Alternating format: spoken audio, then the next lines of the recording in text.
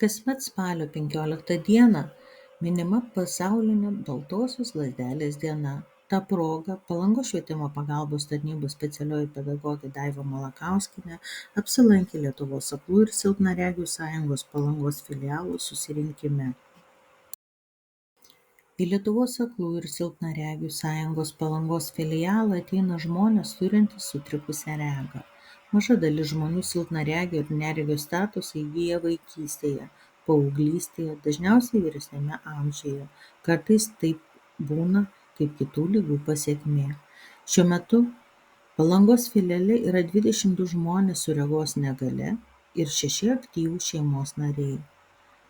Pirmininkė Daina Vitkauskienė teigė, jeigu žmogus neperskaito 12 šriftų parašyto teksto, jis silpnaregis, jei 20 šriftų – aklumo statusas. Pokalbio metu pašnekovai dalijosi, ką ryškiausiai labiausiai prisimena iš mokyklos, kaip sekėsi mokytis mokykloje, kaip aplinka priėmė regos sutrikimų. Pradėjau blogai matyti mokykloje, pritraukdavau suolą prie lentos, kad galėčiau nusirašyti. Kai pradėjau nešioti akinius, vadindavau keturake, profesorė, buvo, kad sudaužydavo akinius. Judėjimas apribotas, o labai mėgau krepšinį palošt, bet su akiniais buvo sudėtinga. Buvo mokytoja, kuri pykdavo, jei nepasisveikindavau, o aš paprasčiausiai nemačiau. Vaikai pravardžiuodavo įvairiai, mokytojai sodindavo į pirmą suolą. Mokiausi kaimo mokykloje. Mokytojai leisdavo prieiti prie lentos nusirašyti. Turėjau puikų matematikos mokytoją, kuris užrašęs ant lentos užduotį atnešdavo savo lapelį, padėdavo ranką ant peties ir palikdavo lapelį ant suolo. Kai kurie mokytojai liepdavo žiūrėti pro langą. Žiūrėdama pro langą, juk neišmoksiu. Į klausimą, kokius pomėgius turite, atsako, domiuosi politika, įjungiu kritinį mąstymą. Dar mėgdavau skaityti, o dabar galiu tik klausyti audio knygas.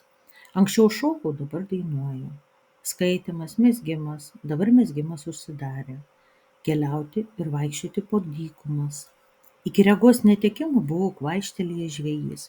Turiu daug meškerių, dabar domiuosi politika. Baigiau muzikos mokyklą, smuiko klasę, pradėjau nebematyti natų ir viskas pasibaigė.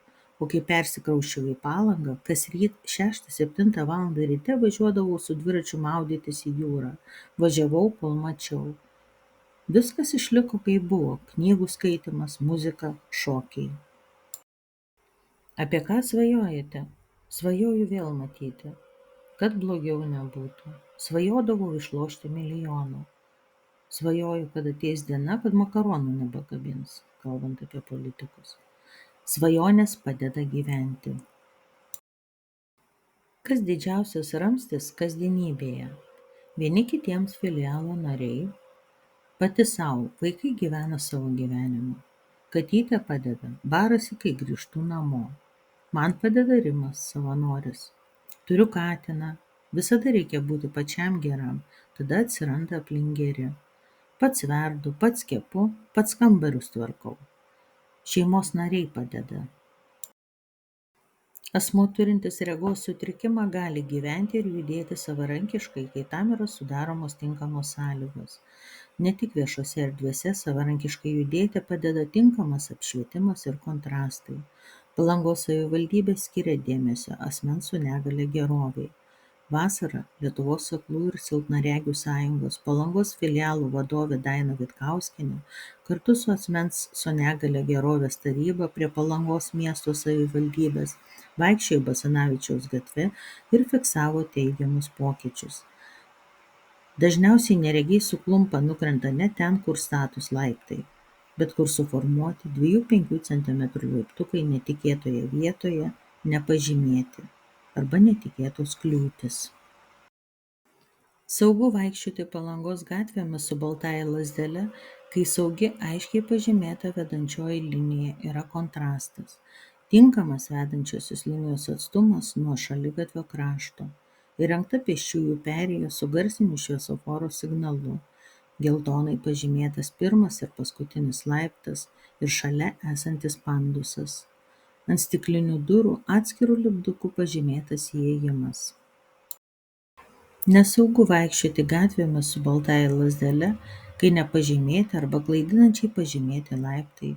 Einant šaligatviu atsiranda kliūtys, plytelių iškilimai, netikėti aukščių pasikeitimai, vedančioji juosta apželdinta, tai yra apaugusi augalais. Pasvarstykite apie šias situacijas. Saugu ar nesaugu savarankiškai vaikščioti su baltąja lazdele? Vieno iš pokalbyje dalyvavusio nario padrąsinimas jaunimui turinčiam regos sutrikimų. Vaikai turi būti drąsūs, nereikia slėpti, kas su jais atsitinka. Pasitikėti savimi, gerbti save ir gerbti kitus. Kai aplinkiniai pastebi slaptą dalyką, būna blogiau. Norintiems plačiau pasidomėti aklųjų ir silpnaregių gyvenimu, spalio 22 dieną 17 val. Palangos miesto savivaldybės viešosios bibliotekos skaitykloje vyks protmūšis, skirtas Baltosios lazdelės dienos paminėjimui. Protmūšį organizuoja Lietuvos aklųjų ir silpnaregių sąjungos Palangos filialas kartu su Lietuvos Raudonojo kryžiaus, Palangos savanoriais ir Palangos miesto biblioteka.